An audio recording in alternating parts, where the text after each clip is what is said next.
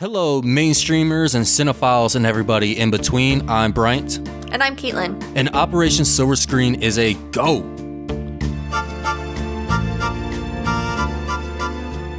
Hello, welcome to Operation Silver Screen. This cinema-related operation has been created to clear our desks from stacks of open cases. What are these cases? Well, even being the film lovers that we are, Bryant and I have a huge backlog of must-see films that we still need to experience. So each week we'll tackle a film that either one of us, or both of us, still need to see. We'll then provide a debrief of our week's mission, given our outlook on the film's popularity and its significance, as well as providing our opinion on whether or not it's worth seeing and other fun insights. So Bryant, what was our mission this week? Yes, so our mission this week is based on Cronenberg's new movie coming out soon, called Crimes of the Future, which is not a remake of one of his older films. I'm not sure yet why he chose the same title, but that movie is coming out June 10th, 2022. And this is Cronenberg going back to what he is best known for, being the biological and body horror. So in honor of that, our assignment this week was to watch and analyze Videodrome, which is an early example of what Cronenberg does best. Now, I must ask Caitlyn first before we start, are your hallucinations still going? Because I feel like mine are subsiding, but honestly, I was whipping my TV before this, and this slit in my stomach is actually quite convenient. How do you know if this isn't a hallucination right now? Honestly, I'm just going with it at this point. No sense fighting it. Valid, that's true. Might as well just go with the flow. Exactly. Let's go with the flow, make sure you eat, take a cold shower, and ride it out. So, before we go into discussing this film, I just want to go ahead and let you guys know that this is going to be the declassified portion of our podcast. So don't worry if you have not seen the film yet, if you have not had the courage to watch Videodrome, no worries. We're not going to be spoiling anything until the second portion of our show, which we will go ahead and give you a warning for that. So Caitlyn, this is a movie in which I have seen and you have not. This is of course, a must-see film, but why have you not seen this film yet? Honestly, I don't really have a reason at all. I think it's been on my to-watch list for a while, but really my knowledge of Cronenberg, well, not my knowledge of him, but I haven't really seen too many of his films. I've seen a couple. I've seen Existence and Map to the Stars, I want to say the other one was, and I wasn't too big of a fan of those films, but I did still have an interest in Cronenberg and seeing some of his more classic films, so I was actually excited to watch this one. Yes, and Existence you actually just watched recently because of my recommendation, and Map to the Stars is Cronenberg's drama film. He was doing a couple dramas for a while. He's just now going back to his sci-fi and horror roots that he has recently, which is why this is kind of a big thing right now. This is why it's popular. This is why in the Cannes Festival people are talking about this. This is why people have been talking about this for a while now, because Cronenberg's known for this, but he stepped away for a while. And Existence is another sci-fi film, and again, it has that biological horror in it, has a lot of the very creative props and technology, fictional technology that he has in the film that is unlike anything you'll see again. And then also, I just want to make mention that the reason I recommended Existence is because you asked me for a movie suggestion, and it was like one of the most wild movie suggestions. And while you didn't like the movie, I still found a fitting movie. You did. It wasn't a bad suggestion at all. Let me say that. It definitely fit what I was looking for, although I don't remember exactly what it was that I was looking for at the time. But it was a very, very specific mood I was in, and it definitely fit into that mood. But I can see where Existence maybe had some flaws in it that this film, maybe it did better, maybe it didn't. I don't know. We'll have to see. And see we shall. Now, like we said, the movie is a must-see. You can find it in a lot of must-see lists. You can find it in a lot of best of horror lists. And that's why we went ahead and chose this movie in particular. Actually, we had two choices. It was either Videodrome or The Fly. Fly is probably his most mainstream and successful one. Videodrome is kind of his earliest of showing what he does. And how did the critics perceive this? Well, this has a 79% critic rating on Rotten Tomatoes, making it certified fresh with an 80% audience rating. It also has a 7.2 IMDb rating, And like I say, you can find it on a lot of best of horror lists and must-watch movies. However, this did not do well in the box office. This had a $6 million budget with only a $2 million outcome. So this movie is loved, it's respected, but unfortunately nobody showed up during the time of this movie. And honestly, I really can't blame them. This is an extremely hard movie to give out and market to the general audience, to that mainstream. Yeah, I know Cronenberg has said that it should have been handled as an art film instead of going out to more conventional audiences, just the way that the distribution and marketing for that should have been a little bit different. But responses really did vary for this film. It varied from repulsion to enthusiasm, so, we had both ends of a spectrum. I know John Carpenter, after seeing the film, said that Cronenberg was the only real artist in the horror genre, but meanwhile, Roger Ebert was calling it one of the least entertaining films ever made, so there really is a varied response there. Yes, and it's probably with all of his films. Actually, recently, they premiered Crimes of the Future at the Cannes Festival for 2022, in which there were actually walkouts during the film. People got up and left the theater because they no longer wanted to watch what was on screen, or they just couldn't handle it. However, it still received a 7-minute standing ovation at the end of the film. So you kind of go, again, you have that, it goes both ways. So the reason they actually marketed this for the mainstream, though, is because of the success of Scanners. Scanners did extremely well, and that's another movie that we're going to watch one day down the road. But that movie did much better than anybody had expected it, so they went ahead and said, hey, Cronenberg, you want to make another movie? Hey, here's double the amount that was given to you before. Scanners was made on a $3 million budget, and this was made on a $6 million budget.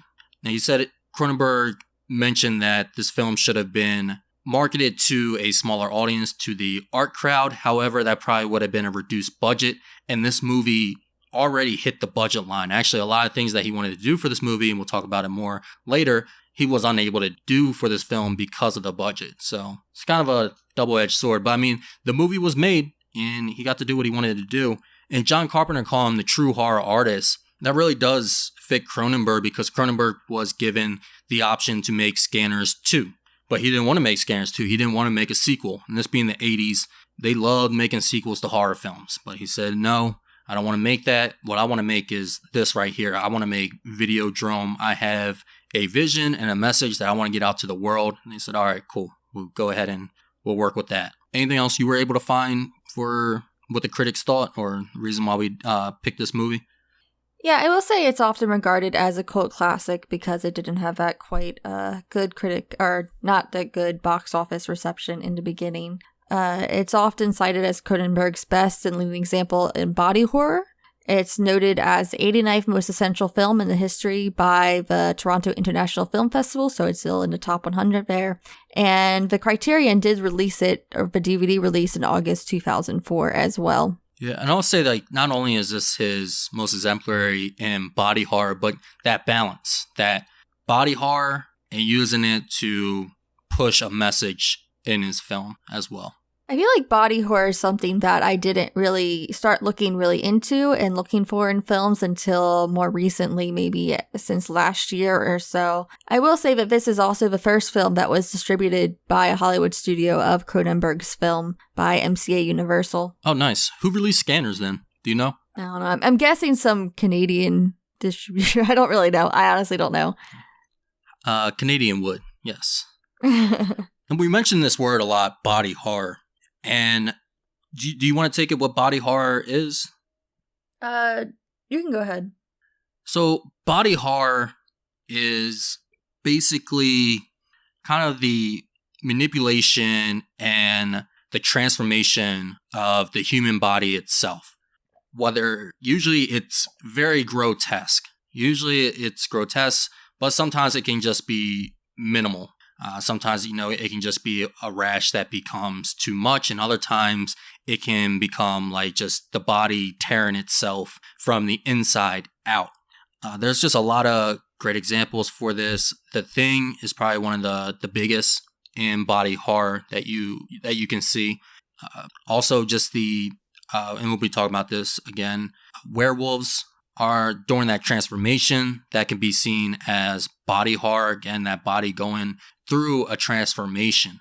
Another big one, which is actually mentioned before, which is John Carpenter's probably most popular film, The Fly. The Fly, I feel like, is a concept that a lot of people are familiar with. It's actually being used and parodied a lot in child programs to adult programs, in which a man teleports himself from one place to the other, but a fly goes into the teleportation machine and their genes split. And then from that point forward, he starts to slowly transform into this creature. So during that whole time, you have a lot of examples of body horror going on. Body horror can also be referred to as biological horror. Biological horror being just the horror of life. And again, that's trying to think of the word, not manipulation, but the body. It's another M word. I can't think of it. Metamorphosis? Yeah, like a metamorphosis. I was thinking it's very Kafka-esque, The Fly. And also, you did say that was John Carpenter's most popular film. God dang it. Cronenberg. Cronenberg. And it's because I was talking about The Thing, and a lot of people actually mix that up with John Carpenter's The Thing with David Cronenberg, because that body horror is so similar. But that's because actually the special effects, the practical effects creators for The Thing was the same creator for a lot of Cronenberg's films. So there's a bit of a similarity there. Actually, I'm not sure a lot of his films, but at least one of his films from what I was reading with John Carpenter. And I'm glad you said transformation, because I think that a lot of times there's an aversion to films with a lot of body horror. And I can see why. It is very gory. It can be very disturbing. But I do think that oftentimes body horror is used to show a physical, tangible representation of a more internal transformation at times. Yes, and also it's a human-centered horror. That's one. I was actually watching a little bit of Cronenberg's documentary, "Live in the Flesh," or the New Flesh, which is Flesh is actually a trademark of his. It's his director's signature. It becomes popular in this film, but it's mentioned again in his other films. Another thing that he talked about during the documentary that I found interesting that goes into the body horror is that the disease is inevitable. And I believe they actually mentioned disease in this film. And it's kind of that horror we have during if someone is to contract a disease, that slow buildup, that slow tearing within the body, that inevitable tragedy. Of course, modern medicine's a lot better. Not all disease are going to end up like that. It's not like the 19th century. If you get a disease, yes, this is what's probably going to happen. But it's just that kind of that inevitable tragedy. We see it a lot in films. Once they start going through that transformation, we know it's just a downhill slope from there, and hopefully they can recover from it, but not always. Another good example of, well, actually, I'll talk about it during the influence. I'll save that one. But yeah, that's body horror, I would say, is probably the most inaccessible horror as well. It kind of, I don't know, it can sometimes, I think, go too far for people, whether it's because people are more sensitive to body horror or people just get a little too crazy with it. I'll say one movie that you disliked that did have some interesting body horror in it from the past year was Candyman. I know you have your issues with it, but it did have some body horror in there as well, and his transformation as a character. Yes, actually, I was thinking about Candyman when I mentioned the rash. Like from a rash on your hand, his skin started to peel as well. So that's actually what I was kind of thinking of, but I couldn't really think of what was actually going on with his hand aside from it just turning into a hook or whatever. Yeah, and there was a lot of that, like the holy flesh, like that. Like if you have, is it tryptophobia or something that it's called? Yeah, it definitely showed a lot of that in his flesh, so you could see that as well as part of that body horror. And sometimes it can be very simple, and it's still, it can still get under your skin. Play on words, but the movie Raw has some body horror in it, and honestly, it's just because of this rash that starts going on with her and starts just spreading throughout her body. But it's just a rash. Like we've seen that before, but just I don't know. You can take something simple and just the way that you play with the music and the sound and the look of it, and make it something truly horrifying. I'm like here scratching my arm thinking about that rash. that rash was brutal. Again, with the sound was the part that got me. Now, this film centers on a character named Max. who's played by James Woods, who we don't see too often. I don't know the last time we saw James Woods. Most people know him as RoboCop, which is another film that we'll have to watch one day. I actually haven't seen that film, but it's definitely a must-see film. But I feel like a lot of people know James Woods, though I think it's from Family Guy. He had a couple episodes where he was a bit obsessive with Peter Griffin. That was actually pretty funny. But James Woods, he plays Max, a distributor of adult entertainment and home video market.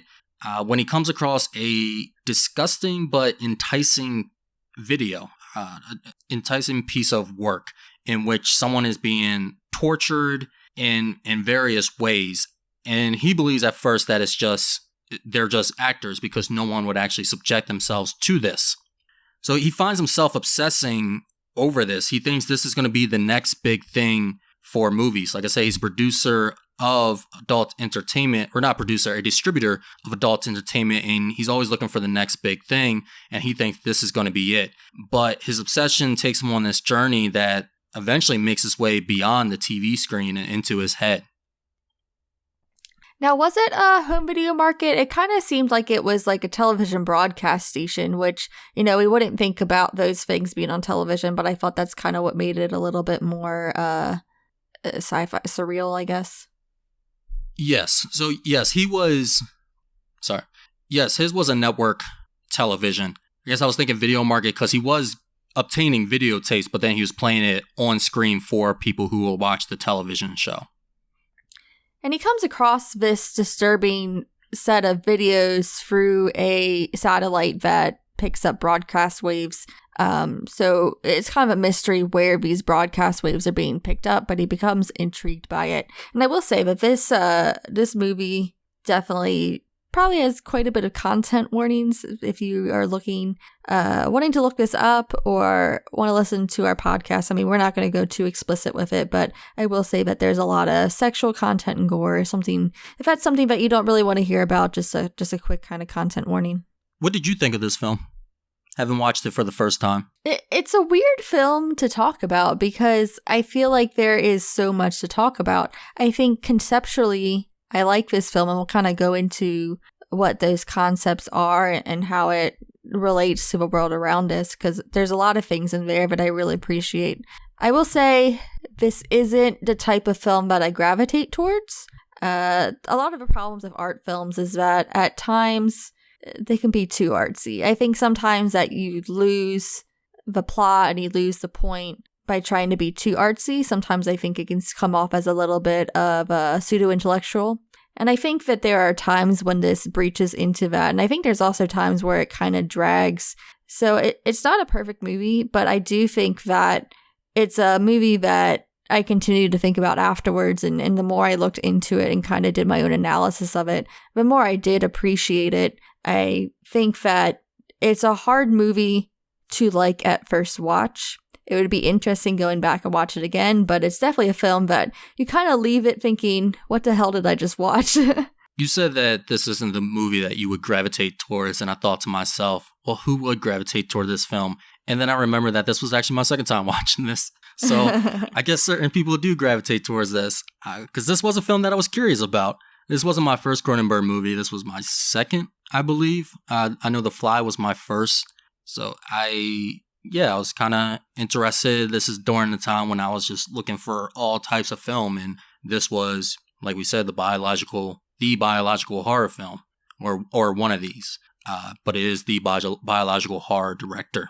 So I'll say, while this movie is known to be insane and quite a trip, I think it hits a nice balance. And where that biological horror tells a story in which the message is still relevant today. I think the practical effects hold up really well. The creativity can be seen and appreciated in all the effects and just the designs and the props that they worked on. You said that you may like this more on a second time, and I can say from my experience, I enjoyed this film more the second time. I was actually kind of confused the first time I watched it. I think I went in with a sort of expectation. Not sure what it was at the time, but I think that's what kind of threw me off, because I was constantly trying to think of it as something else and not really seeing it for what it was. I think the movie can go a bit far sometimes. It's going to go a bit far for a certain audience. But I think it all still feels like it stays within the lines that it draws and the world that it sets up. It never feels like it goes outside of that, which it does set up us kind of I forget the word for it. It's kind of a surreal world. It's not, it's definitely fictionalized, even with the set pieces and the places that they go. It's like, all right, this doesn't take place in our universe. And I like that. It was interesting. It reminds me of like Del Toro in a way, like a sci-fi way. Kind of a larger than life. That's the word I was looking for. Yeah, I can see that. I can definitely say that I think part of a reason why I tend to avoid films like this is because I tend to, when you said you had an expectation, I definitely feel like I had an expectation going into this. I feel like I have an expectation going into Cronenberg films. Lynch is another director, but I would say I kind of go into the same expectation that, you know, these are definitely directors that are widely heralded. And I think sometimes going into these films, I think I have a very high expectation. I expect this to be a very intelligent film. And I'm not saying that this isn't an intelligent film, but maybe not quite in the way that I was expecting, if that makes sense. I think so. I think I understand what you're saying. I think this is an intelligent film. And one thing that I like about it is that it's not trying to be too cryptic. It's not trying to be too enigmatic with it. It's the message is up front, and the way that they explore it is still clever, even though it's letting you know what's going on. Yeah, for me, I think almost a little bit more crypticness. I don't think that's a word, but I wish it almost had a little bit of that more so in the plot. I think the actual plot for me kind of it lacks in certain areas, and I think sometimes it tried to explain a little bit too much. And I think that was a fault of it for mine. But I do, like I said, I think conceptually I really like this film, and I like the kind of mood and environment that he was trying to create with this. The plot is something that I don't want to say more on board with, but it's something that I followed more on the second time. And it's not because the plot is confusing. I think it's because I was overlooking the plot the first time that I watched it because of that expectation. I think my focus was in other places. And when I was watching this time, it was rather simple, the plot. It can actually be, there's a complex message going on, but it's not convoluted. It follows it well. It doesn't go completely off the rails at any point. You got to come back and try to remember what you saw before and put pieces together. Everything's together in generally a straight line. It's simple, but I felt sometimes the actual plot itself, which we'll get into our spoiler section a little bit more into it, I think sometimes it felt a little bit cheesy and stereotypical to me. Are you talking about the twist or before then? But I'm not sure I know what twist you're talking about. The twist in where someone's ulterior motives are actually revealed. Yeah, I think that was mostly my issue. Yeah, that one actually, that's when I remember I started kind of getting thrown off on the movie the first time I was watching. I was like, wait, what are we doing again? I was like, what, hold up, why is this person now? I'm like, what are they actually doing? And then watching the second time, I'm like, oh, that's what he's doing. That wasn't too bad. I got it. So I don't know what really changed. Again, I think it's that kind of that focus. I think I had my face too close to the screen, kind of like when he's putting the face in that inflatable in the breathing television, and I kind of just had to step back and look at it as a whole and not be tunnel vision in anything. When he motorboated the TV?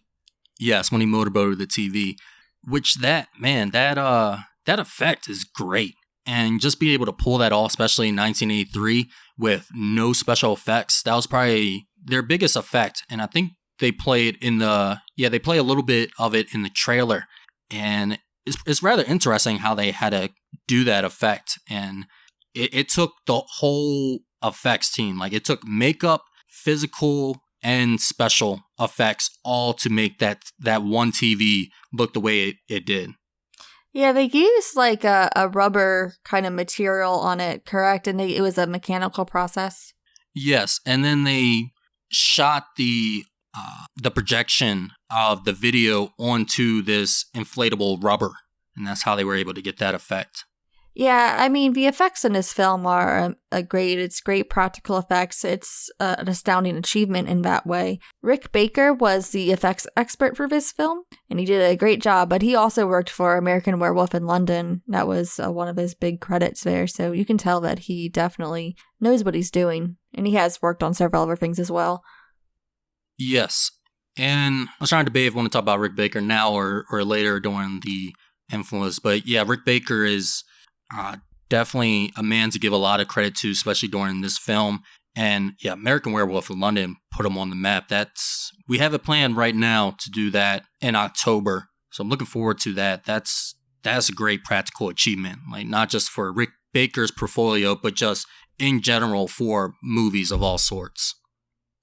What did you think about so you like the effects in this movie? What did you think about the body horror? And when in here, do you think it was too much, too little? Did you think it was kind of cheesy, funny? So it's interesting because this film is so much about a theme of desensitization, being exposed to different images and graphic images make you desensitized to it. So I don't know if I was desensitized to it, but I feel like for me, I was expecting way worse than what I saw, especially because it looks great. Don't get me wrong, it looks great, it's great practical effects, but it's still a slightly dated. I think it holds up, but it is slightly dated compared to some of the gore that you would see today. And so I feel like it didn't bother me as much as maybe some modern things that we'll talk about a little bit later. But yeah, I mean, I think it was well done, and I enjoyed it, if you can say that you enjoy body horror. I mean, yeah, I enjoyed it. But I do think that I didn't react the way I was expecting to react. I definitely expected way more gore. So, like I said, it might just be me desensitized to it, which, is an interesting conversation in itself. Yes, and I even had it played up in my head before watching this movie a second time. I was like, oh man, I don't want to have to go through this again. And watching, I was like, okay, it's not too bad. It really isn't. It really isn't that bad. I think there's like some other things that are a little bit harder to watch. Like I said, there's torture. There's no real rape on screen, but there's implied rape. There's I never know how to pronounce the word masochism. Masochism. Masochism. Yes. Yeah. There's some masochism going on in the film, and that kind of is a little bit more uncomfortable than the actual body horror that's going on in the film. Yeah, I will say, I don't think this is a spoiler because it happens pretty early on, but there is a sex scene where Max actually pierces the ears of the woman he's with because she is a masochist. And as someone who doesn't have their ears pierced and is iffy of needles, that did get me more than some of the other body horror in this film. Yeah, something in this film is going to get you. That got me at first because I thought he was like sticking it straight in her, like through her neck or something, not noticing that it was the ear first. When I noticed it was the ear, I said, oh, okay, I'm good. It was like gross to me and unsettling, but at the same time, I was laughing at it because I kept thinking about the Lindsay Lohan Parent Trap. Because in that movie, she pierces the girl's ears because they need to match, they need to be each other, and the one has pierced ears and the other one doesn't, so she just kind of grabs a piece of ice and just sticks a needle in it. And so I just kept thinking of that, and it was not an appropriate moment to be thinking about the Parent Trap with little child Lindsay Lohan, but I did get a laugh thinking about it. It helped ease the uneasiness. I like that you brought up the word desensitized, because the characters in this movie, they are desensitized. And again, that is their social commentary that's being made, is that you're able to look at these things and not be fazed of it. Like the characters are able to see certain things going on TV, and they're just kind of looking at it like it's normal. And I'm curious what you thought about the performances here. I thought James Wood was really good. Excuse me. And his character was interesting in that he was desensitized, but he wasn't at his limit yet. There were still some things he was at his limit at points. Like there were some things that he wasn't comfortable with right away. Like when he is with his love interest in here, played by, what's her name again? Debbie something? Debbie. I think Baker? Debbie Harry. His love interest played by Debbie Harry, who is a magicism? Magicism? Masticism? Masticism. She's into that, and because when they first watch Videodrome together, she's saying that she would like to do something like that, and he's like, well, why would you want to do something like that? Why do you want to be tortured? Why would you subject yourself to that? And she asks for him to give her a cut on her shoulder, and he's surprised that she allows people to do that to her. And she asks if he wants to try some things, and he goes ahead and he does try it. So there's this interesting take that we find this character in, because you think that he's completely desensitized, but he's not. But also, it's not like he's turned off from the fact. Like, he's willing to try out things. So he's like the perfect character you would understand that would be becoming obsessive about this videotape and wanting to know more about it, while at the same time he's not going in, blinded. He's still cautious. He's still timid to the fact. Yeah, I kind of feel that Nikki embodied what Max wanted for the station. He was looking for something that was frightening and stimulating. And, with the station and with his job at the station, he has control over that programming and what it can do. And likewise, he kind of felt like he should have the control over Nikki. She says she wants to do something, and he says, no, you're not allowed to do that. Don't do that. And she does it anyways, that we see in the film. So I don't think he had control over her as much as he expected. He wanted that frightening and stimulating and uncontrollable kind of vibe, but in reality, that's not really what he wants. Yeah, or he wants to get control of things, and he found something that would be a challenge to control. Yeah, definitely. So did you like the performances in this movie? I like them for what the film was trying to do. I think that they fit in the vibe of the film. I think the acting is definitely more... The acting style is a little bit more dated than you'd see. It's a little bit less natural than you would see, I think, in modern films. But I think that it fit because, you have this idea that everything's a hallucination. It's very much an awareness of what's on screen and what you're watching on screen. And there's a commentary on that. So I was okay with it being a little bit more bigger, I guess, larger in acting style. I can see that.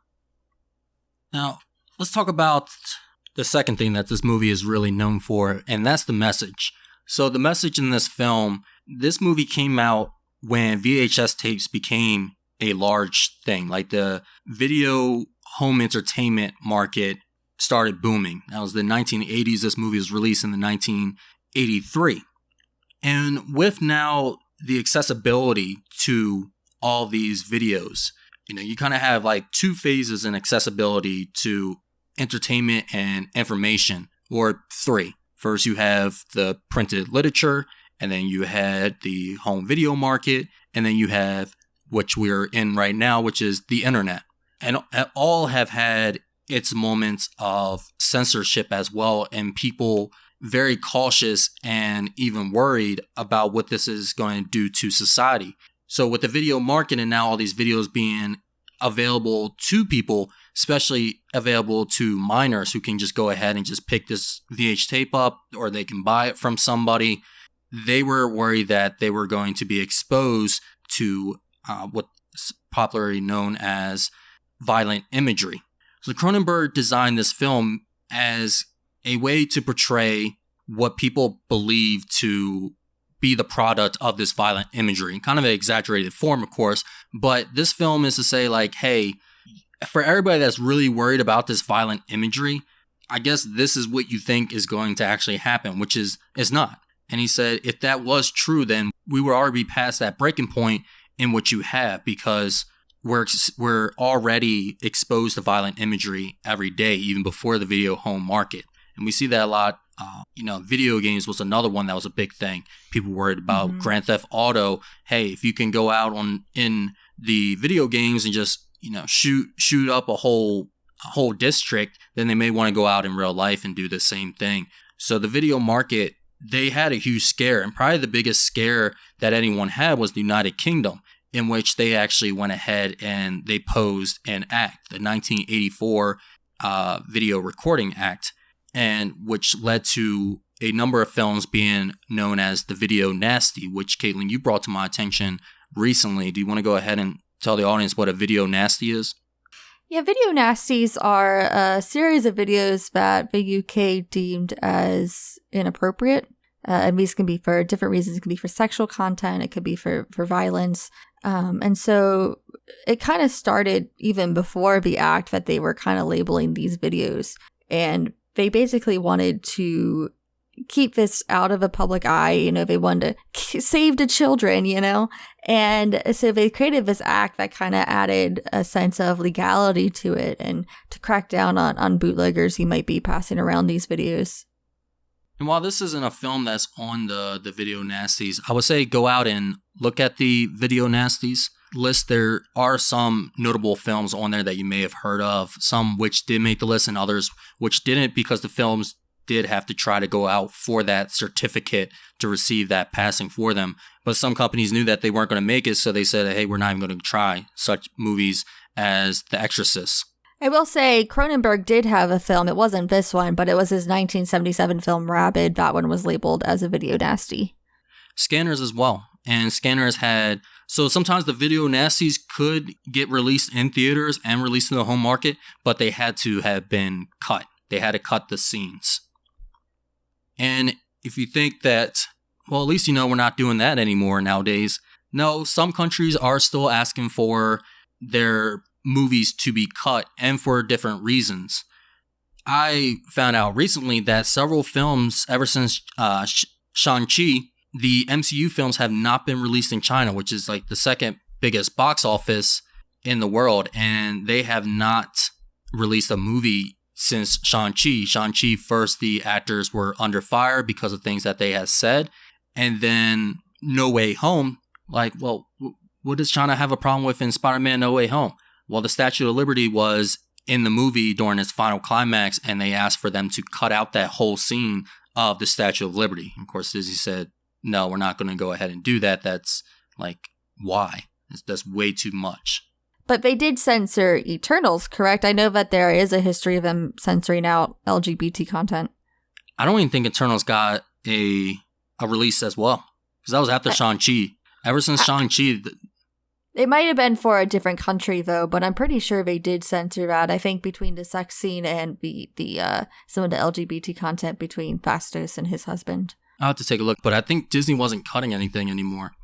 Pretty sure they did, and they finally didn't for... I think the first time they finally said, okay, we're not going to cut anything was in Doctor Strange for America Chavez's moms.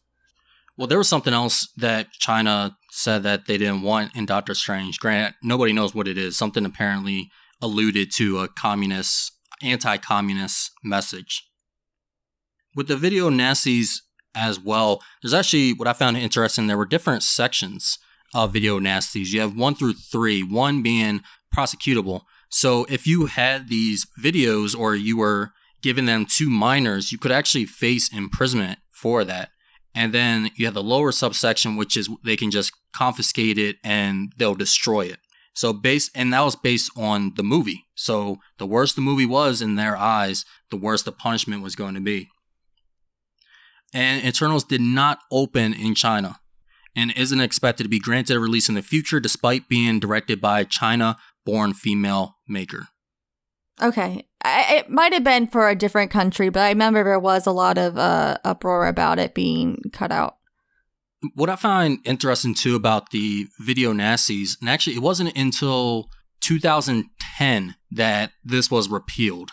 Granted, they weren't really adding in many other films, but they still had this act. And there was some technicality between this and the European Commission that they realized in, I think, 2004, 2009. And that's when they went ahead and repealed the act and it was replaced. So this is something we're no longer seeing anymore, but it's something that it did exist. And it's funny because it's still relevant to today. A lot of people like to jump on this because it has a popular word attached to it, which is cancel culture. who are like, oh man, these generations are soft. They're trying to cancel everything. Like, cancel culture, yeah, it has a buzzword right now, but it's been around forever. Like I said, with the distribution of entertainment and media, from books to video marketing to video games to the internet, there's constantly been this censorship and silence to things. I mean, book banning is, we think of book banning and it sounds like a 19th century thing, but I remember going to school and they actually will go ahead and let you know the books that are banned, and there's crazy books that are banned that you wouldn't even realize. Another one being the Hayes Act. Wait, Hayes or Mays? Hayes Code? Yeah, the Hayes Code, which we'll talk about in another episode. I have that prepared for another time. Another one that was kind of popular around this time, or actually the decade before, was the Comic Book Authority Code, which I don't think I'm going to have another chance to talk about the Comic Book Authority Code, so I do want to throw it in there, which they were censoring comic books. There was material that they didn't want the children to read. And you would think, okay, cool, they don't want to see rape, they don't want to see sex and violence, that's understandable. But they had some other things in there as well that was more of a censorship that could have been problematic, in which any civil authorities, anything from the government, your police force, your judges, they could not be brought into a bad light. They always had to be ultimately good. If they weren't, they wouldn't receive this Comic Book Authority Code. If they didn't receive that, then they had the huge possibility of not being distributed in some stores, thus losing money. Another one I found interesting on there is that women had to be drawn in realistic standards, which with the comic book history, I'm like, yeah, I can understand that. And honestly, maybe we should keep that one around. Some people get a little too crazy. Some people get a little unrealistic. Unrealistic. And I feel like a lot of times with that art, it's just like ugly. Like the proportions are just like weird. They look like insects almost, not even real women. It's like, if you're going to draw them sexy, at least draw them well. Yeah. And another interesting one, and kind of relates to the Hays Code a little bit, is that if there was crime, the hero had to come out on top by the story's end. Like, it had to, you couldn't praise criminals in any positive light, and the hero had to win at the end of the day. So it was censoring stories. It was making it like, hey, no, it has to be about this, and you can't express yourself beyond it.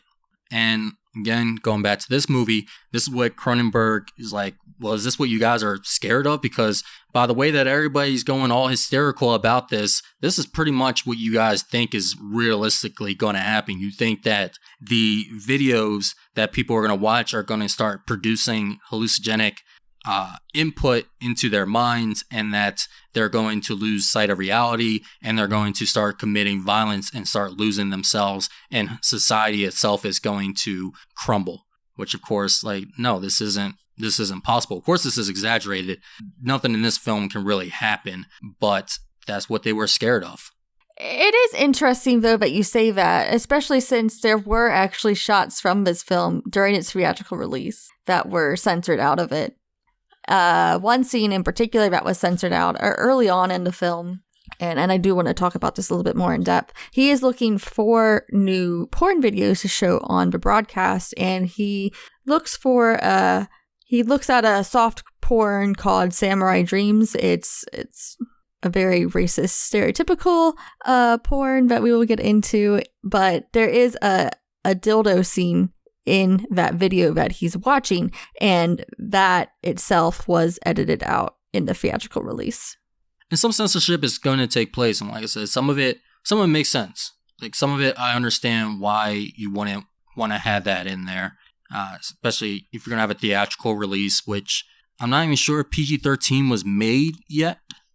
Yeah, PG-13 wasn't until the 90s, but granted, this movie definitely still wouldn't have gotten a PG-13 rating if it was available. This got a rated R, but still rated R had its limitations, because you still had that possibility of the X and NC-17 rating, which were given out more leisurely back in those days. So kind of moving off that and kind of going back to what I said was some racist pornographic depictions. There was that porn at the very beginning, like I said, this is the very beginning of the film, that porn kind of shows a fetishization of Asian culture, but then it also, one of the characters while watching that video does say some very racist words against Asian people. I believe he calls them a not so nice word, and he says it's unnatural. And then later on in the film, you also see in a restaurant there are like dancers that are exploiting other cultures as well. And so it really does go into the fetishization of this and something that has been an issue with porn and movies for a while. And I feel like I wasn't sure if the film was trying to give a message of that or not. I think by adding that racist line almost by a character that, you know, is kind of a scumbag character, I feel like maybe he was trying to make a point, but maybe not. So, but I'm not entirely sure. I think he was trying to make a point. I think with that inclusion, yes. But, you know, I feel like that didn't really go anywhere. So it kind of didn't, it left a little bit of a sour taste in my mouth because there wasn't really a commentary on it, I don't feel. Well, I think it was just something that was put like, I don't know, I think sometimes you have like your main focus of the commentary that you're trying to make, and then sometimes you just add in little side pieces that like, hey, I can't get to this with the story that I have, but do know that this exists. Yeah. Do you think that this message was portrayed well? Do you think that it was depicted well? I think it does give a good idea of, you know, like stimulation, desensitization, and just the control that media has over us in screens. And I think especially today, in today's culture, you know, having screens of the internet and just the kind of control there and being glued to our phones all the time, I think it especially is a relevant idea. Like I said, conceptually, I really do like this film. I think that, like I said, I think the plot for me is what kind of got off track a little bit for me. I think sometimes the execution was kind of silly. And I think in a way, parts of it was meant to be silly, but it wasn't something that I was expecting going into it. I can see that. Yeah, some of it was a bit far-fetched. But I mean, the whole movie is this exaggerated tale. Yeah, and I typically do like exaggerated tales, but I feel like it wasn't that it was far-fetched. I don't think that's quite the word. I feel like sometimes, like I almost wish that even if the plot is simple, I wish it would have been even simpler. Like I said, almost if you have more of that kind of room to really think things through and what's happening instead of, you know, I feel like he kind of feeds you some of what's going on. Sometimes it didn't come from natural thinking. It just seemed like he was just feeding you what was going on. I think this is also a good telling of someone going in that downward spiral in their mind and just kind of losing it slowly or you know, steadily. We see this in a lot of movies, and I think sometimes it doesn't always do it well. I think sometimes it just goes a little bit too far, or there's an imbalance with what is real and what's not. And I think here it sets itself up to where, like, all right, now this is the point that we can't trust anything. And kind of like he has to do, we kind of have to go with it and see how it all pans out and rely not on the narrator anymore to tell us what is real and what is not. Yeah, I was going to say, I do think that this is one of the better examples of an unreliable narrator.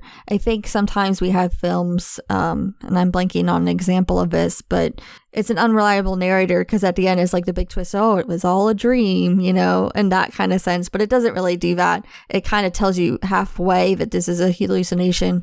And everything from the point he first watches that first video from Videodrome, everything from that point could be real or not real. Nikki herself could be real or not real. We don't really know. She could just be a figment of his mind. And I think it has, like I said, with that balance, because some characters do come in, certain things are revealed, and you're like, all right, that's a hard fact, and at least now you can wrap these things around this, and it's kind of like giving a piece to a decryption code. You're like, all right, now I have this, and I can make out what all of this means. A film that comes to mind that is going to be a bit controversial, because I know a lot of people love this film, and that's Joker. I think Joker dropped the ball when it came to what is real and what is not, because I think by the end of the story, I felt like it just happened at the end. They were like, by the way, was this real? Was it not? Was this in his head? Was it not? And then they did the whole like going back and showing, that, hey, none of this was real though. And it's like, yeah, I kind of got that. I'm not sure why you're holding my hand right now. Also, I feel like this was tacked on afterwards. And it's so much that not only is it what can I believe and what can I believe, honestly, it's like, do I even care if it was true or if it wasn't true? When you're trying to use that as the big reveal, or that's the message, I think it falls apart. But here, I think it has a good balance between those hallucinations and the what is real and what is not downward spiral. I think it comes together well. Yeah, I do agree with that. So the influence it had and its significance. Yeah, that's right. We're combining the two now. Yeah, we decided to put these two subjects together because honestly, they overlap a lot and a little too much. Repeating things. So we're going to talk about the influence it had now and the significance that it had. One of the significance that we already talked about is during the time that it came out during that time when the home video market blew up, when it was VHS tapes were everywhere. They were switching out hands and, anybody could see anything almost. Even though this movie shows that, man, it was hard to get your hands on some material back on the day. I mean, this man had to plan out his whole day, had to wake up early in the morning to meet a client to get himself some videos. And now you can just go online and just do that in like 2 seconds. Be done. So this movie provided some interesting commentary. It's unfortunate that this couldn't be introduced to a wider audience due to the portrayal and the depiction of it, but it did make a very timely message. One that there's actually an interview going on during this movie. And I was watching the interview and I was like, man, you could recreate this interview, switch out a couple words, and it would apply to today as like how much of an influence is the screen really having, and is it really breaking reality for people? Yeah, I think that there was also, this film was very ahead of its time just with its effects. I mean, we already talked about how good VFX were, how good the practical effects were. Like you said, Rick Baker, is that his name? Rick Baker. Rick Baker was, a master at this, but even they had to cut out some things that they wanted in the film because they couldn't do VFX, which isn't any indication, or I'm not saying anything bad about how they did this at all. I mean, what they did is brilliant, and obviously with limitations back in the day, there's some things that are going to be hard to do back then. So it would be interesting to see, those scenes, with modern technology. Personally speaking, I would be curious to see some of those things that they wanted to come out, especially something that they, I think that especially towards the ending of the film, there could have been a little bit more at the end. I think you could do a remake or at least a retelling of this message for today. I think it'd be rather interesting. And yes, the effects are great. Like I said, sorry, I was about to say John Carpenter again. David Cronenberg, he really showed people like, hey, here is that body horror, and here's what you can do, and here's what your effects team can do, and also here's what they can't do, because like you said, there were a lot of things in the script that they had to cut because they're like, we can't make this work. I mean, they had one that they were close, but they ended up deleting the scene anyway, in which a TV was going to float out of a bathtub, and they were going to buy a non-conductive liquid, but the non-conductive liquid was $25 a quart. Remember, this is the 1980s, so $25 even went further.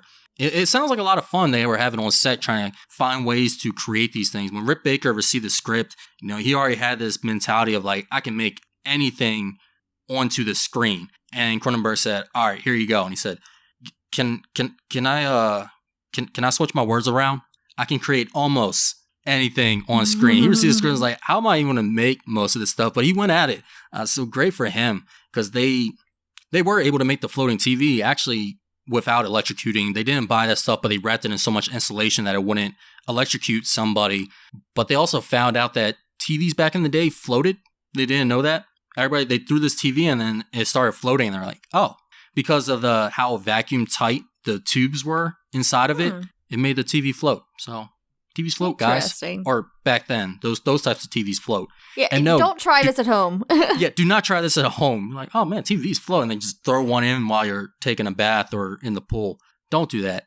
But Rick Baker, he's a massive. If you like werewolves, I know on the last podcast that we were on, we were talking about werewolves. I believe it was Kane that was really into werewolves as well. If you're really into werewolves, yeah, Baron Kane. That's why I was looking at his name right now.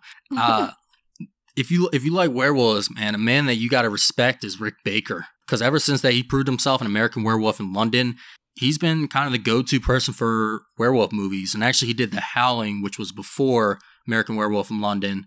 And then he did several other movies and werewolf effects. I wonder if he's going to come back for Wolfman with Ryan Gosling. That would be pretty interesting.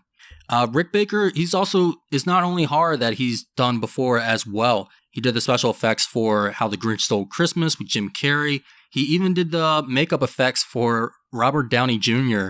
in Tropic Thunder. And if you remember that movie, Robert Downey Jr. was in some heavy blackface, which of course that was part of the joke in the movie. So it wasn't offensive. But yeah, I didn't know Rick Baker was the one that did the effects for that as well. I think that's like how socially conscious they were. They're like, dang, if we do this, like we gotta nail it. Like we can't just slather him up in shoe shine. Like, all right, get Rick Baker on the phone. Which I'm pretty sure is an interesting conversation. Like, hey Rick, how you feel about blackface? Oof, yeah. And speaking of Rick and Morty was influenced by David Cronenberg as well. There is an episode titled after Cronenberg, and in Rick and Morty there is a universe in which it's been Cronenberged up. So Rick and Morty, there's this episode in which basically they just screw everything up, and people start transforming into these praying mantises and just these insane creatures, and it shows a lot of animated body horror, but it gets to the point that they can't turn it around. And now you just got all these creatures running around, and it looks like something from the mind of Cronenberg, and they refer to it as the Cronenberg Earth or the Cronenberg planet, something like that, which they come back to in another episode. But the reason they call it the Cronenberg, or they say they Cronenberg things up, is because these creatures look like they were created by Cronenberg himself. I think I vaguely remember this episode. I don't think I remembered the Cronenberg reference, though. But it was the first season. Yeah, it definitely fits. And it probably has the most existential provocation. I can never say that word. To provoke. Provocation? God dang it. You know what I'm saying. Help me out.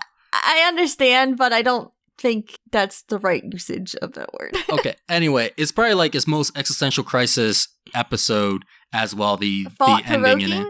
Provoking? Yeah, provoking, but I was trying to... There's not provocation. Provocation would be something else. It would be provoking, I think, in the context that you're using it. Or wait, I think I was trying to say prerogative? No, not prerogative. Definitely not prerogative. God dang it, I don't know what I'm saying. Anyway, it provokes the thoughts of existential crisis the most in Rick and Morty, or at least it was like its first episode in which it really made you think about things. And it's heavily quoted as well. But anyway, moving on from that, because I don't even know the words I'm looking for anymore. Another influence that this had, and I was wondering if you noticed it, was brand new cherry flavor. Yes, I was going to bring that up. Okay, if you're going to bring it up, I'll let you have it. Go ahead, take it away. So we actually haven't talked too much about this yet, but one of the main instances of body horror in Videodrome is the slit that forms, the hole that forms in Max's abdomen. It's considered to be part of his hallucination. That slit in his abdomen is very much noted to be vaginal in appearance. And that is one of the big takeaways from that. And he, several times in the film, he does stick things in his abdomen, or other people stick things in his abdomen. At one point, he sticks a gun, which is a very phallic object, let's be real, into his abdomen. And other times, other people stick VHS tapes in it, or actually they use Betamax tapes because VHS tapes were too big for the stomach slit that they were using. But he basically turns into a walking VCR player. Brand New Cherry Flavor is a series that came out last year on Netflix. It's a horror series, and this show has some of the most insane instances of body horror I think I've ever seen. I think part of the reason why I was desensitized to Videodrome was probably because of this show. I think that there are moments that genuinely made me queasy. So it's a good one to watch for body horror. But there is a specific instance in Brand New Cherry Flavor in a particular episode where our main character has a hole in her side that is supposed to present a vaginal opening. Yes, and it goes even further, and it's quite the disturbing scene that's also played romantically in a way. I mean, I was kind of feeling it. I hope not. But Brand New Cherry Flavor, that scene definitely took from Cronenberg, definitely took from Videodrome, no question. Yeah, no question at all. Even like kind of combining that both that body horror and sexual references as well, or sex and horror together, like sex and flesh, like combining those two elements together. And again, that's something that was used in Brand New Cherry Flavor, and it's used in here as well. I would say another film that I could definitely see some influences from Videodrome is one that we've actually talked about on the podcast, and that's The Matrix. Both in its criticism of, media technology, but also specifically that scene where they take the bug out of his belly button. I definitely feel like that was Cronenberg-esque. Oh, yeah, I can see that. Yeah. I never thought about that. But yeah, they both have similar themes as well. Kind of just the question of reality and what is actually put in front of us. Definitely. So a lot of body horror, a lot of sex, a lot of just straight up horror, a bit of a complex plot, heavy message, all this combined into one of Cronenberg's best films. But who would you recommend it to? Between the general audience and the cinephiles? I had a good answer for this, and I forgot it already. Should have written it down. I definitely think that I would avoid giving this to a general audience just because there is a lot of interpretation. I think maybe if you like analyzing film, if you, like I said, you're a cinephile or just tend to have a more analytic personality, then you can gain something from this more so. Yeah, I understand why you would recommend that. I would probably do the same. For me, though, it's just me strictly cinephiles. They're really going to be the ones to be open to this movie, and it's going to be accessible for them. The only time that I would recommend this to a general audience member is again, I believe we mentioned this before, the horror selection is small. So it gets to a point that you're kind of watching anything that is at least decent. And I think this is above being decent. This is a movie that if there's a horror aficionado out there that wants to watch more, I would recommend this movie for them. Yeah, I think that's originally what I had thought too, actually. I think that, like, for horror fans who want to know kind of the background of this body horror, if you are a fan of body horror and want to learn more about it, then this is definitely the film to watch. So before I open up this classified folder, is there anything else that you want to mention? Or declassified folder? No, yeah, classified. Is there anything declassified you want to say before I open up the classification of classified folder? I think we can go ahead and go into our classified section. Alright guys, well, HQ has given us the go-ahead. We're going to go and open up this classified folder. So we will now be talking about spoilers. If you have not seen the movie, do please proceed with caution. Or go ahead, watch the film, and then come back and take a listen. Alright, Caitlyn, so I'll let you go ahead. Where do you want to start with the spoilers? I know you said something about the ending started to get a little out there for you. Yeah, we can go back to that in a minute. First, I want to talk actually about the character Barry Convex, the leader or businessman of Spectacular Optical. He's kind of an interesting businessman because he peddles sunglasses, Videodrome, weapons. He does it all. Well, yeah, he gives glasses to the third world countries, and then he also makes lenses for guided missiles for NATO as well, which is kind of a stereotype for big CEOs and billionaires in global affairs having kind of these dual roles in which they're pretty much benefiting from all sides. His character was actually inspired by a televangelist, Jim Bakker, from the 70s and 80s, who was later revealed to be a fraud and was convicted with criminal charges. And seeing his kind of, the way he talked, I can definitely get that televangelist feel. Yes. Oh, yeah. Even the scene where he has the big open stage, it looked a lot like that. Those mega churches you see. And if you don't know this man, you more than likely have heard of his wife, Tammy Faye, who he had a show with as well. And Tammy Faye actually had a movie come out last year in 2021 in which Jessica Chastain won the Best Actress award for portraying as well. And yeah, screw this guy. These people who use mega churches to commit fraud, which is something that happens quite a lot. There's a couple big names. I can't remember their names. Screw them anyway. They don't deserve them. One of them, I know, like during one of the big hurricanes, like he shut his doors to everybody when he could have definitely helped out a lot, which is, if you're a man of religion, then helping out others is something that should be on your priority. But of course, not for him.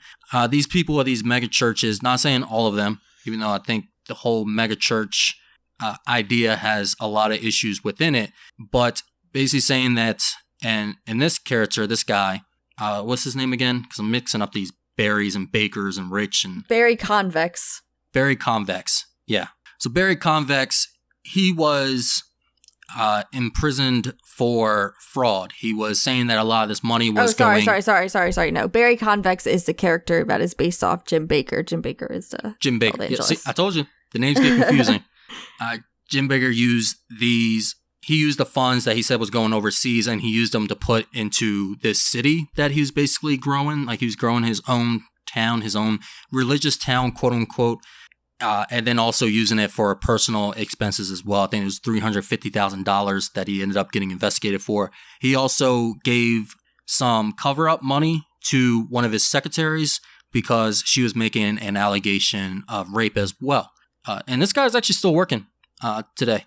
So he's still out there doing his thing. He served his time. I don't know if he learned anything. He has several books written out. I hope he did learn from it. I hope he truly is a man of God now. If not, then no, I'm not the one to pass judgment. And hopefully he gets what he gets. Yeah, I actually wrote a short film. It was for a 48-hour film festival. It was called Prophet, and it followed a middle-aged woman who is a follower of one of these televangelists, and she gives all her money to this man, hoping that it would help her father who is ill, and then she learns that he is actually spending this on himself and all his mansions and all his cars, and she goes out and gets revenge for that. So that, I think that idea of televangelism, it is definitely a sketchy occupation, because you do hear these stories all this time with these mega churches and the idea of this greed behind this corporation, and a church shouldn't be a corporation, but that's what they are. Yeah, if you're not familiar with what we're saying either, and you have like a little bit of energy and a little bit of anger built up that you want to get out, then definitely look this up, because man, you got these preachers out there with these mega churches buying themselves private jets and doing all kinds of crazy things. Because the other problem is mega churches, with all churches, is that they can't be taxed. So they're making all this non-taxable income. I mean, I'm not saying all of them are bad. I'm pretty sure there are some good ones out there, some ones that are truly children of God, but there's some skeezy ones out there as well. But going back to Barry Convex, this is kind of where the plot for me, it started to drag and it just kind of fell off a little bit for me. Barry Convex is the kind of, I wouldn't say he's the mastermind behind Videodrome. I'm not even clearly sure how they stumbled across this, but he's definitely the villain of our story.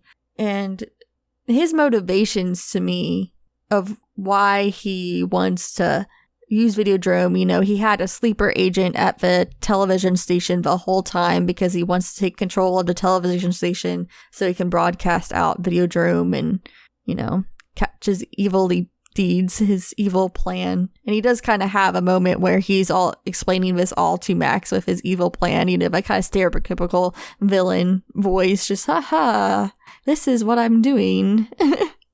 Yeah, he was a bit cliche in that part. Though his plan was to actually make America better. He said that right now we're not one of the greatest countries, and that's because of people like you, because of people like Max, who are providing these videos to these people. So what he was going to do is he was going to broadcast it on that channel, and then all of his followers were then, or not followers, all the audience will watch this, they will go crazy and then kill themselves and basically purge that portion of society out of America, and then they can truly rise up as they should be.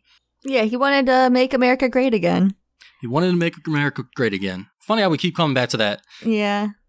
But for me, this part of the plot just, I don't know, it wasn't doing it for me. I think this is where it becomes a little bit more, not stereotypical, but more common, more conventional storytelling, I think. It's like, all right, here's the big bad guy, and here's his master evil plan. I think the problem for me is that Videodrome was so mysterious, you know, it was such an odd thing that was happening, and this mystery behind this video for me just kind of was ruined once it started getting into that background. Yeah, I think, again, it was simplified. I do like what they first did with Videodrome, in which they told the audience, like, hey, it seems like it's being made in Malaysia. And then, no, you find out that it's actually being made in the States. It kind of shows, like, hey, no, things are closer on the home front than you think they are, or you maybe quit to blame other countries, but no, this is your own doing.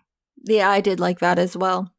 And then, of course, he goes and he now becomes this sleeper assassin, and he goes out and kills his partners, and he goes to kill another woman, but she's able to turn him and break him free from at least their control. But now he's kind of under a new control, which could be seen as the people being gullible to what they see on screen at that time. You see one news story tell you, hey, this is wrong, but then you watch another one and say, no, they're the ones that are wrong, and it can switch your mind around. I will say that the new control, I'm blanking on her name, the daughter of the television personality. I'll just call her Miss Oblivion. Yeah, Miss Oblivion. What a name. Well, and Miss Oblivion, you know, turns him around and sends him back after Barry and his lackeys. The moment when he finally kills Barry Convex, I think for me that was fun. I don't know, it's kind of messed up. For me, it was definitely a very gory scene, but I think that was definitely a fun kill. You know, you see the body horror, I think, more in that scene when he kind of just erupts, and I thought that was a kind of cool moment. I didn't know those were all tumors. Mm-hmm. Yes, but I don't know, that one felt kind of unnecessary to me. I was like, why? Really? Yeah, I was like, we already had the one dude just blow up or had his hand turn into a grenade. So yeah, this is, I don't know, I guess they just had to one-up the last kill. Yeah, see, the one where he blew up, that I wasn't doing anything for me. I was like, what? Because I didn't even realize it was a grenade on his hand. I was just like, what the heck is that? Well, I think it's the playback in which Barry tells James Woods, he says, hey, I wouldn't touch those. Those are dynamite. And you see him like packaging up the boxes later, the pirate dude, and he pulls something. It looks like he pulls it from the package. So I guess it's to say that is the dynamite. Or maybe the dynamite was foreshadow. I'm not too sure. It was just like a square. It didn't look like a grenade or dynamite or anything like that. That's why I was confused. Well, this time I was watching it and I was really trying to focus. I was like, what is that? And then what it looks like, and the only thing that I can think of that is explosive like that are the German grenades, in which it's like a cylinder and then it's a stick. Okay. Not like our typical American grenade, which is like a baseball. With the foreshadow too, there was some of it placed in here, or there was like a mirroring. I don't know if you noticed it. I didn't notice it the first time, but there's 3 posters in this film that are kind of telling you that I guess it's kind of separating it in acts. So in the first act, he's saying, I want something new. And behind him is a poster that literally just says something. And then another time when he's trying to find Videodrome and he's talking to his consultant, or the one who brings him materials, the older woman, he tells her, like, I think this is the new thing. I think this is something that we can pull and distribute out. I think this is what people really want. And behind him now, next to that poster of something, there's a poster that reads From the Depths. They're all like movie posters, so there's From the Depths. And that actually becomes a line later in that act in which he's saying, like, this something has come from the depths. and Videodrome has come from the depths and into him, and now things are coming from within his depths. And lastly, there's another poster before he goes in and he kills his 2 partners. There's a poster that just reads evil. Yeah, I didn't notice this at all. A little something. Kind of. I guess my eyes were tuned to find something because one, it's my second time watching it, but also we got done watching the Cornetto trilogy, which has a lot of that. Mm-hmm. So talking about the ending of this film and kind of what I was going from there is that this idea of the new flesh is brought up. And I know this is kind of a Cronenberg thing. Was there a reference to the new flesh in existence? I'm trying to remember what their final lines were. I don't really remember. I was thinking that too, and I was trying to remember the final lines, and I forgot to look it up. But it is like they say, long live to something. But in this movie, the popular saying is, long live the new flesh, which again is a signature of David Cronenberg talking about flesh. For those who have seen The Fly, in The Fly, he talks about being in the new flesh. When he's transforming into that Brundle fly, he's talking about being in new flesh. And like we said, body horror being his thing, and biological horror, flesh is, it's seen to him like something that can be manipulated, something that humans are trying to improve or get out of, or really conscious of. Humans are conscious of their flesh. But this idea of the new flesh, so from my understanding, it was basically Videodrome technology media was merging with the human existence and creating something new. Correct? So for me, I kind of wish I had this a little bit more explored at the end. I know that the ending was something that they changed a lot. They had a lot of different endings that they were going with, and they finally just decided to end with that gunshot as Max kills himself to become the new flesh.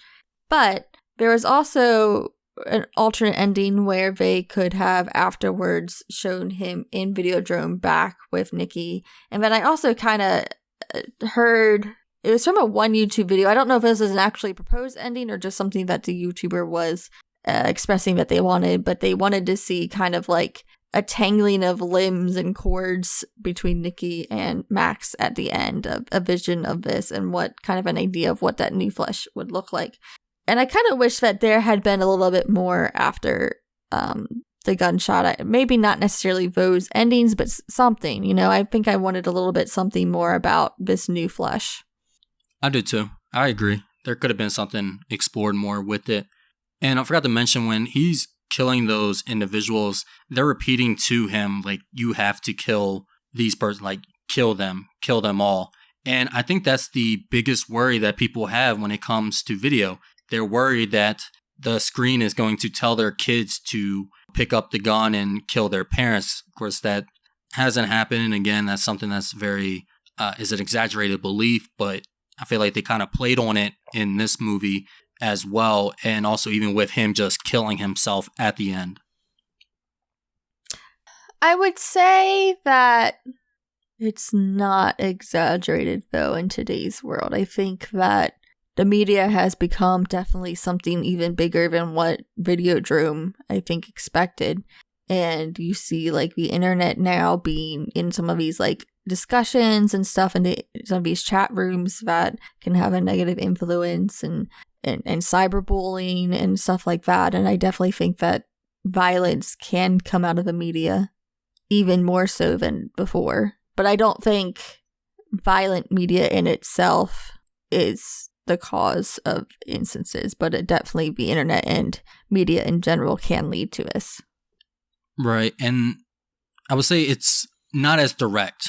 That's more so where I was going with. It's not as direct. It's not like they're actually telling them to go kill. Now, granted, yeah, some things can be taken away. I mean, recently we had the shooting in which there's like a relation to words from Tucker Carlson that are now being brought up that this could have had influence upon the subject. But yeah, I think I definitely see what you're saying, because media probably is the biggest influence, and media isn't even the one that was critiqued during this time. It was more so the entertainment. The entertainment is what people thought was going to be leading these individuals to killing each other. But no, it's actually is more so the media that has the bigger influence. Yeah, so I think this film definitely is fascinating to look at from today's perspective. I don't know if I thought I had something. I was going somewhere with that, and then I kind of lost it. No, we've been talking about it a lot, of how this is it's relevant today. It can still make topics that we can debate as well, like censorship, exposure, influences. There's even a line in here, Professor Oblivion says that soon everybody will be on TV screens and no one will have that interaction, and they'll be hiding behind their own names and personas. And that's like social media right now. Oh, definitely. I feel like also this idea of just stimulation I thought was interesting as well from today's perspective.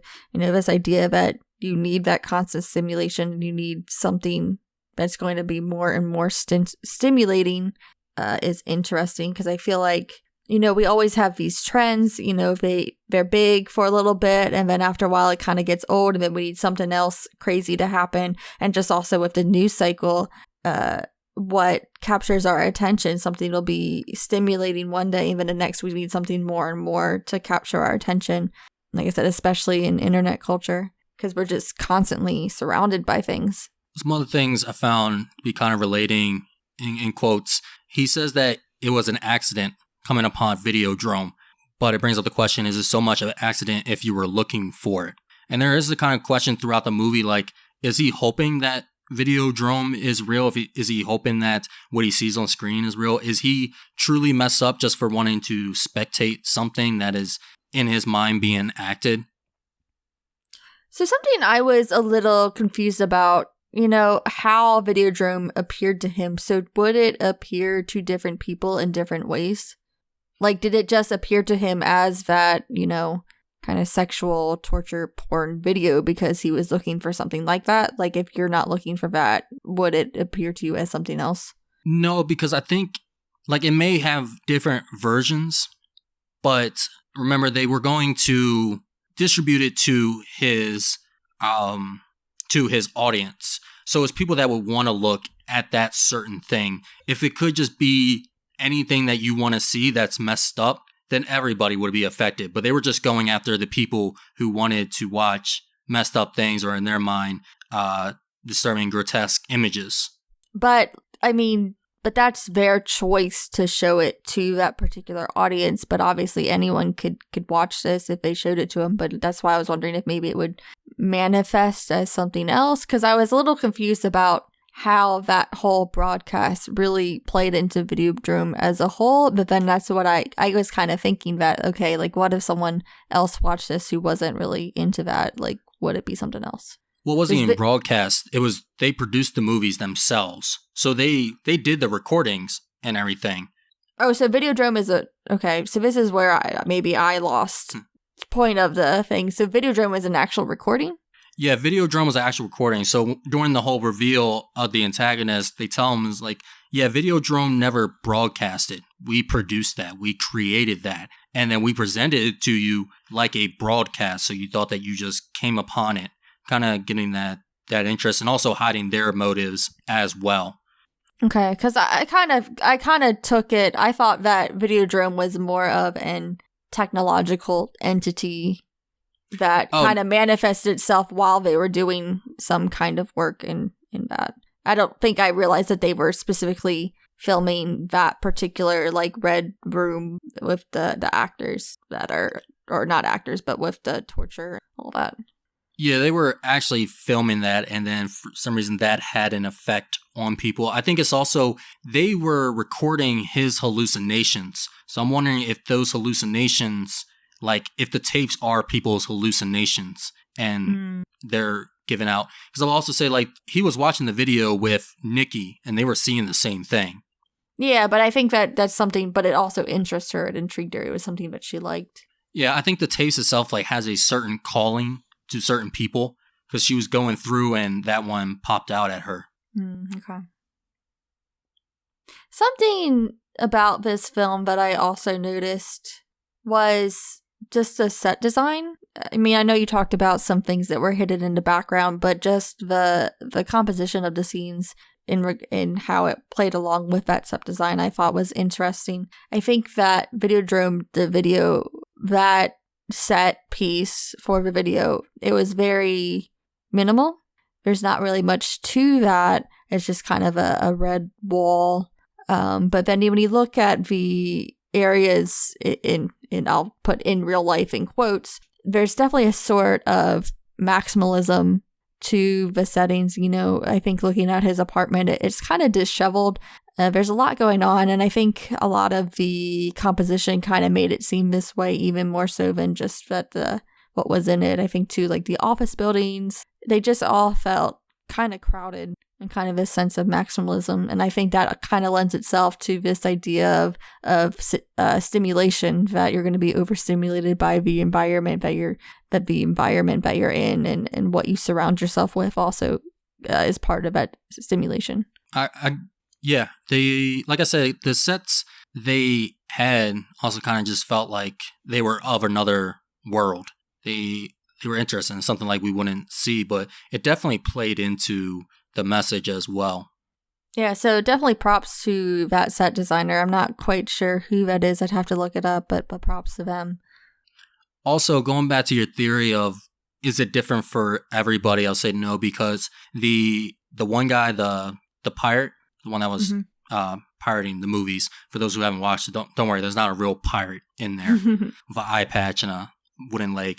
But without looking at the film, and Max looking at it, and he says, "What's up with that clay wall?" And without looking at it, he says, "Yeah, it's probably like something I think is electrified," because he has knowledge of it already. So even without looking at it, he knows what he's looking at. So it already has to be concrete.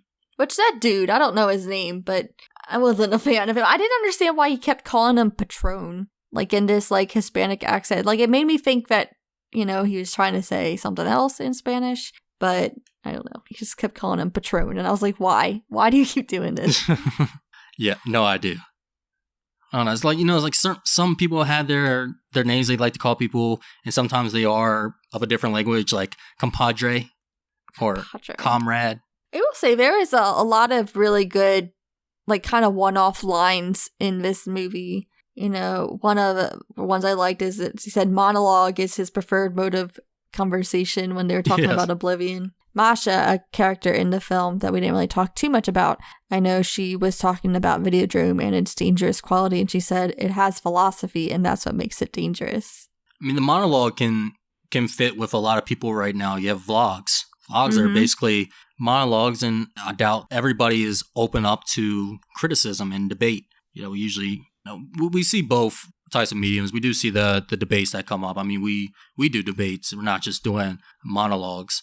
Another one that I liked is better than on TV than in the streets, which is an argument that can be made, and I think it can be made for a better argument and for a worse argument. I think that brings up some interesting topics and can be looked back at. Yeah, because like I said before, like I feel like the acting is a bit over the top in some areas, and sometimes the dialogue isn't always natural, and I think it works for this film, but there, like I said, there really was some really good lines in there. Oh, with the acting, James Woods, I don't know if he put this in himself or if he was directed to, but his character did possess a natural curiosity. Every room that he went into, he was always touching and looking at things throughout the whole movie. And it kind of gave him this, it's kind of almost like a childlike behavior, just kind of curious of the world around him, which plays into, you know, somebody who is constantly looking for new things. Yeah, that really does fit. I'd be curious to know if that was his or a directing decision. Do you think that this movie holds up? I do. I feel like it, while some things are dated, obviously the VHS tapes we don't use anymore. You know, I'd be curious to see how a younger audience who maybe didn't grow up with that would take this film. But I think in general, like the messages of this, I think it holds up even more than it did then. I'm going to tell kids this is how we had to watch movies before. We had to open up our stomachs and put in Betamaxes. Yeah, I think this does hold up really well. Like I said, this has a timeless message. Even we've been making relations between the message back then and then now. And again, we have cancel culture, quote unquote, that can be related during this time as well. It's pretty interesting. Like, this has just been a constant thing. People think it's new, but it's not. And of course, with practical effects, usually practical effects, if done well, of course here they were done well, done by the great Rick Baker, that holds up as well. But this is a movie that I would like to see a retelling, something a bit more modern. I don't want to see it made by a studio because I feel like they would just use it as a gimmick. But I think if you get the right team behind this could be something pretty interesting. Yeah, definitely. I feel like every time we've had movies that are, critical of media of today, I feel like it kind of falls flat for me. I think The Social Network being an example of that. I think The Social Network is, it's not even really making too much of a social commentary. It's more talking about the creation of Facebook and, the relationship between friends and business, and also just the unique personalities and abrasive personalities. I think I agree. I think that's why it falls flat, because I think it could have had an opportunity to say something and it didn't really, for me. Oh, well, I don't know. I don't think it would have been appropriate because they were talking about the first days of Facebook. So to make commentary about what social media is now when you're talking about the beginning of social media, it wouldn't have made sense. It wouldn't have fit. But you could have done something. You definitely could have had something in there. But instead it was very much just this, arguments among rich people that I just didn't really care for. Maybe they'll make a sequel. Instead of Social Network, Social Commentary. But I think that, The Matrix kind of fell flat for me. We know this based on, how I felt about that series. And I feel like just in general, I don't think we have, I'm trying to think of a movie that really serves as a good commentary on media. And I'm drawing blanks at any. I would say two. One, a lot of Black Mirror episodes, of course. Well, yeah, Black Mirror. But I feel like film-wise, I would say recently, Ingrid Goes West. I have not seen that one. I would actually recommend it. I'm not a big fan of Aubrey Plaza's acting. She's not doing Aubrey Plaza acting in this. Okay. She's not doing that deadpan humor that she's known for. She definitely can be a good actress, but when she's playing herself, I'm not a big fan of her. She's not. Yeah, actually, I would say watch this because she's not playing herself. Also, Elizabeth Olsen, who I know you probably appreciate seeing outside of MCU as much as I do. Because we both liked her when we first saw her. Martha, Marcy, Marlene, Mary, May, Maxwell, Jean. I liked her at Wind River too, but I don't know. I feel like her attitude, I have personal things against her. Well, not personal, but I feel like her as a person, I'm not a big fan of. But I do think she's a good actress outside of the MCU. Yes, and there's some other good performances there. I'm trying to remember the name of the one dude. He was in Game Night and an episode of Black Mirror, and then you have Ice Cube's son as well. I'd say it's a good light film. If you're looking for something that has some social commentary, I'm not going to say it's the best and it is exemplary and puts everything into perspective, but it is a good comment. Okay. Yeah, it's a interesting story. But with this movie, what would you rate this movie? Like I said, the more I kind of delve into it, I think the more I like it. Because I don't know that I really would say that I liked it when I was watching it. But I like it more after the fact. There were definitely things that I enjoyed watching into it. Especially the body horror in it. But the plot, like I said, was not my favorite, I think. And like I said, I do think it dragged in the middle towards the end. So I think for me, I'm going to give this a B. Same grade, I would give it. And this is a movie I have to say, like, what you've been saying so far, I would say, if you ever had the chance, if you get rid of me as a host and you start your own podcast with somebody else and you do the same thing and they haven't seen Videodrome, then yeah, definitely hop on the opportunity to watch it a second time. I think you would enjoy it more. I know I did, and I agree with a lot of things that you're saying, especially during that first watch. And I think when I first watched it, I think I would have given it a lower grade. But now seeing it, now talking about it, I'll say, yeah, this is a B movie. Well, not a B movie. It's a movie with a rating B. No, the effects are much better than a B movie. Or the movie with Seinfeld. Oh, that B movie. Forgot about that one. I was like, what are you talking about? But yeah, like I said, it's a good film. It's definitely a good film. I think it's my favorite so far, but I've seen a Cronenberg. Obviously, I've not seen that many. But there definitely has a couple faults in it that kind of brings it down for me. And it's not a film, like I said, I didn't enjoy watching it while I was watching it. Are you interested to see more of Cronenberg? Because we do have a couple that we're going to be watching. No. Not even The Fly? Definitely not The Fly. So The Fly is actually, it's somewhat of a dreaded pick, or at least it was for a while. I think I'm a little bit more open to it now, actually, but just because, you know, I'm a Jeff Goldblum fan. I'm a Jurassic Park girl, and seeing him all like that was just not something that is pleasing to my eye. Well, you get a lot of good shots with him in the beginning. You get some good time. You'll have some time if you're Jeff Goldblum until he starts to transform and then things start getting a little weird. Yeah, a little bit. I do love Jeff Goldblum though. So I mean, I am somewhat, I wouldn't say excited, but I'm open to it. But I feel like Cronenberg for me, I don't think is ever going to be like a favorite director of mine. I don't dislike him. I mean, maybe I need to see some of his more recent things, some of his more dramas. Like, I've been wanting to watch Cosmopolis, but I don't know how good that did. I can't remember. Not too sure about that one. And I can't really say I'm a fan of Cronenberg. I have a lot of respect. I like his movies, the ones that I have seen, even The Fly, which probably works better for me because while you're looking at Jeff Goldblum and he slowly transforms, what I'm looking at is Gina Davis, and she's beautiful throughout. So actually, we got a couple of Jeff Goldblum movies this year. We have two because we're going to be doing Invasion of the Body Snatchers and we're going to be doing Jurassic Park. Oh, I didn't know he's in the Body Snatchers.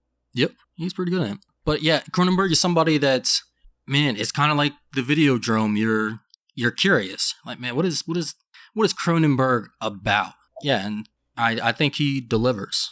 And I'm looking forward to watching more movies with him. I'm looking forward to watching Scanners. I still have not seen Scanners. I've seen like the big ending, like what it's really known for, but I haven't seen the whole movie, which is probably why I haven't watched it yet. Yeah, I mean, I agree that I definitely have a respect for Cronenberg, and I think that he is a good director mostly. But like I said at the beginning of this podcast, I don't think this film is something that I would seek out. He has an acting credit. He's in Jason X. Little fun fact. I think he was a stand-in at some point for this film for Woods. I forget what the scene was, but... So there's the scene where they have on this big VR helmet, it looks like, in which is to record your hallucinations. Now, a lot of the things that you see on the set in this production was created by themselves, of course. Of course, these are things that are not of this world, so they had to go out and make them themselves. They were worried that the helmet was going to electrocute them. So Cronenberg, I guess, thinking like, hey, this is my idea. Also, I'm the director, and I get in a lot of trouble if I fried you up. And they're like, let me put on the helmet. So he went in, stepped up, like a good leader should, and he put on that helmet, worried of electrocution. Good for him. Some real good body acting there. Yeah, it was good on him. But I definitely don't, like I said, I don't dislike Cronenberg at all. I understand why people like Cronenberg. I think that he did contribute so much to the horror genre and the film. But like I said, it's personal. It's just a personal taste. Caitlyn, is there anything you want to say before we wrap up this mission? Nope. So guys, I hope that you enjoyed the show. If you do want to go ahead and reach out to us, let us know what you think, give us your feedback. You can reach us on our social media, which is... You can find us on Twitter and Instagram at OpSilverScreen. On Facebook, we're at Operation Silver Screen, but Twitter and Instagram, once again, that's OpSilverScreen. You can also find us on our personal letterboxes if you want to see what we're watching throughout the week and see what we have to say about some other films. You can find Bryant at Swank Seal, that's capital S, and me at Coffee Spoon Kate, that's Coffee Spoon CAIT. I also want to mention, if you haven't listened to it yet, we did recently, our last episode, last Tuesday, we did our Cornetto Trilogy episode. And on that episode, we did have our special guests from the Casters Build podcast on there as a collab. And if you haven't already checked out their podcast, go ahead and do that and listen to our episode that we did over there with them at Casters Guild. Yes, and also go ahead and get prepped for our next assignment.